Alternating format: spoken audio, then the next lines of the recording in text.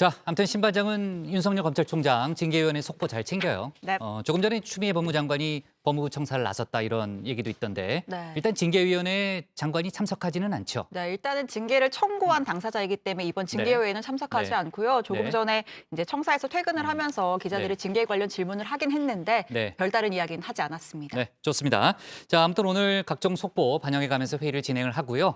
코로나 얘기부터 해보겠습니다. 국내 코로나 상황 악화되고 있습니다. 오늘 신규 확진자가 800명 후반대로 다시 올라섰는데요. 일상 감염에 이어서 다시 집단 감염 사례까지 터지고 있습니다. 병상도 부족한데 중증 환자는 늘고 있는 그야말로 우려스러운 상황이죠.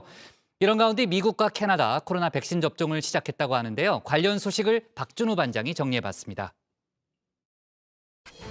모두가 돌이킬 수 없는 고통을 함께 겪어야 하는 3단계로 가기 전에 가용한 행정력을 총동원해서라도 사회적 실천력을 높여야 하겠습니다.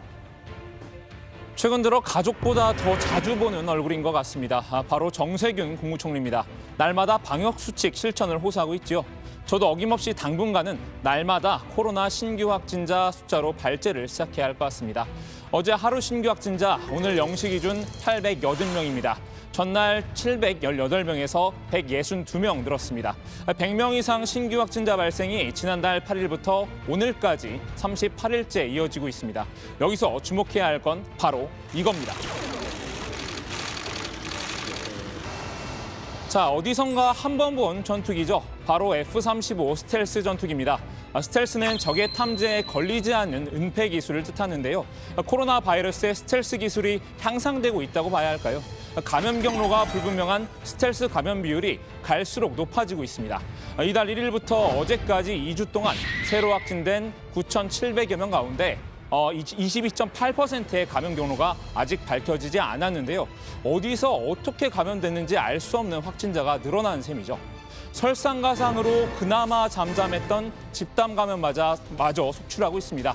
전북 김제의 한 요양원에서 어제와 오늘 사이 60여 명이 코로나19에 감염된 건데요. 전수검사를 실시했던 인원 중 종사자 및 가족 22명, 입소자 40명 중 62명이 오늘 아침에 추가로 양성 판정을 받았습니다. 앞으로도 종사자와 접촉자 및 입소자 중에서 확진자가 추가로 발생할 경우를 배제할 수 없어 긴장의 끈을 놓을 수는 없는 상태입니다. 어제 입소자 2명이 의심 증상을 보여 검사 결과 처음으로 확진을 받았습니다. 이후 방역당국이 입소자와 종사자 전체 120여 명에 대한 전수검사를 진행했는데요. 오늘 60명이 추가로 확진됐습니다. 충북 당진의 나음교회와 서울 강서구 성석교회발 확진자도 계속 늘고 있는 상황입니다. 사망자도 하루 사이 13명이나 늘었는데요. 1차 유행이었던 지난 3월 24일 하루 9명이 숨진 이후 최다입니다. 위중증 환자도 20명이 늘어서 205명이 됐습니다. 의료계는 위태로운 한 주가 시작됐다고 하는데요. 위중증 환자는 계속 늘어나는데 정작 병상은 부족한 병상 대란이 이미 현재 진행형이기 때문입니다. 수도권 감염병 전담병원 병상 가동률은 76.7%이고 서울시는 84.1%입니다. 서울시 중증 환자 전담 치료 병상은 총 77개이고 사용 중인 병상은 75개로 입원 가능한 병상은 2개입니다. 경기도에서는 병상 부족으로 90대 확진자가 24시간 넘게 자택대기를 하기도 했는데요. 확진자가 갑자기 호흡곤란에 빠지는 등 증상이 악화되는 응급 상황이 발생했습니다. 다행히 경기도가 한 감염병 전담병원의 병상 1개를 급히 확보해 20km 이상 떨어진 병원으로 확진자를 이송했습니다.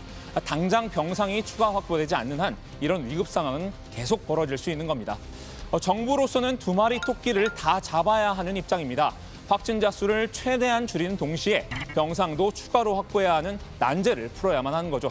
일단 정부가 내놓은 답안은 현재 거리 두기 단계를 유지하면서 방역 수칙이 제대로 지켜지는지 점검을 강화하겠다는 내용입니다. 거리 두기 3단계 격상에 대해선 여전히 신중한 태도를 보였습니다. 때를 놓치면 안 되겠지만 성급한 결정도 금물입니다. 대다수 국민들께서 불편을 감내하면서 방역 수칙을 잘 지켜주고 계시는 반면에 일부에서는 방심과 무책임으로 맹렬한 코로나 확산세에 기름을 붓고 있는 형국입니다. 정 총리는 공공부문부터 각종 회식, 모임을 금지하겠다고 했는데요. 방역 수칙 관련 현장 점검에 경찰도 최대한 동원하겠다고 했습니다. 정 총리가 3단계 격상 대신 방역 수칙 점검 강화란 카드를 꺼내들었지만요. 사실 수도권에서는 이미 오늘부터 부분적인 3단계가 시행됐습니다. 부분적인 3단계란 교육 현장에 한해서만 시행됐단 말인데요. 수도권의 모든 학교가 대면 수업을 금지한 겁니다. 유치원과 초중고, 그리고 특수학교까지 모두 원격 수업만 진행하는데요. 지난 8월 말 수도권 전면 원격 수업 이후 3개월 만입니다. 이로써 수도권 학교는 올해 원격 수업으로 시작해 원격 수업으로 끝을 맺게 됐습니다. 그래서 저도 원격으로 교사 한 분과 얘기를 나눠봤습니다. 저희 고등학교 같은 경우는 3분의 1 등교가 가능을 했었어갖고 한 개 학년이 나와서 수업을 진행을 했었어요. 그래서 나머지 2개 학년은 온라인 수업, 콘텐츠 활용 수업을 진행했었습니다. 그리고 지금 같은 경우는 다시 전면 등교 공지가 돼서 모든 학년이 원격 수업을 진행하고 있습니다. 원격 수업을 하시면 아무래도 대면 수업보다 좀 불편하신 점도 있을 것 같은데 물론 학습적인 측면에서도 그렇지만 교우 관계라든지 아니면 인간관계 측면 이런 부딪히면서 좀 실패할 수 있는 부분들을 묻히는 것이 굉장히 가깝죠. 보고 전달하는 것과 지금처럼 다른 메신저 이런 것들을 통해서 전달하는 것은 많은 차이가 있고 애로사항이 있고 맡은 반 학생들한테 하시고 싶은 말 있으면 해주세요.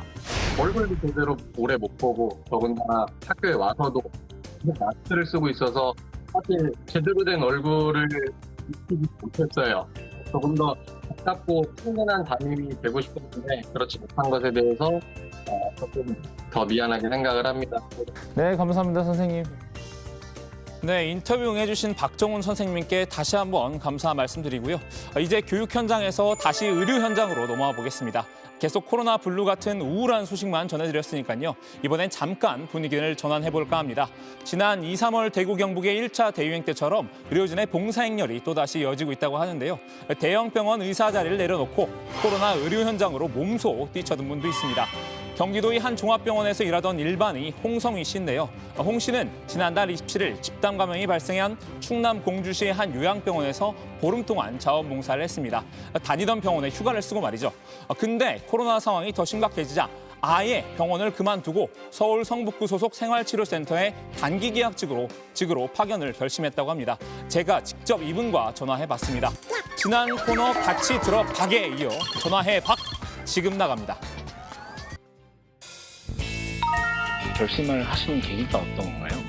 저는 원래 30살에 의학 공부를 시작했는데 네. 원래 이제 구호 개발 쪽으로 좀 어려운 사람들 치료해주고 이런 쪽에 생각이 있었고 네. 지금까지 제가 12개 나라에서 일하고 또 봉사활동 해왔어요. 코로나19 관련해가지고 한국에서 여기저기에서 비상사태가 커지고 있는데 네. 예, 그런 경우에는 뭐 원래 나는 이제 이런 식으로 좀 어려운 상황, 힘든 상황 네. 그런 상황에서 일하면서 네. 그 보람을 찾고자 의료인이 됐기 때문에 예. 애초에 그냥 생각대로 한 겁니다. 우리 사회에 숨어있는 영웅들이 여러 명 있어요. 네. 그래서 정말 지금은 비록 제가 이렇게 전화를 하고 있지만 네. 굉장히 열심히 노력하는 분들이 많거든요. 네. 지금 우리 사회에 그래도 따뜻한 사람들이 여러 명 있다는 거 제가 한 가지 말씀드리고 싶은 거. 그때 되면 또 좋은 기회가 있겠죠. 안정된 승업을 내던지고 방역 현장의 최일선으로 향한 용기 있는 발걸음에 박수를 보냅니다. 덕분에 저희도 이렇게 잠시나마 웃을 수 있는 것 같습니다. 이제 잠시 해외 코로나 상황 전해볼까 합니다. 미국도 현지 시간 14일 드디어 코로나19 백신 접종을 시작했습니다. 최초 접종의 주인공은 간호사였습니다. 뉴욕시 퀸스에 있는 롱아일랜드 GC 병원의 중환자실 간호사 샌드라 린지인데요. 린지 간호사가 백신을 맞는 장면은 TV로 생중계되기도 했습니다. Hopeful, I feel hopeful today. I'm relieved.